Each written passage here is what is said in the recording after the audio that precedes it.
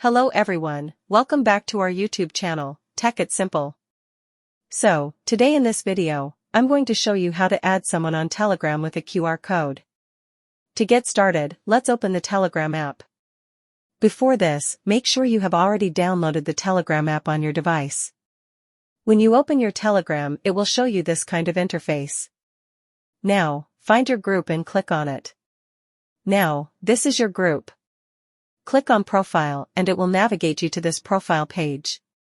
Now, here you can see a pencil icon. Tap on it. Here, you can see Invite Links. Click on it and now tap on three dots that are located on the right side as shown here. Now, tap on Get QR Code and click on Share QR Code. Now, screenshot this QR code and save it to your gallery.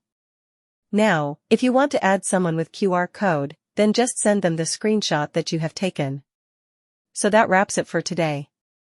If you guys like this video, do not forget to like, comment, and subscribe to our channel. Thank you for watching.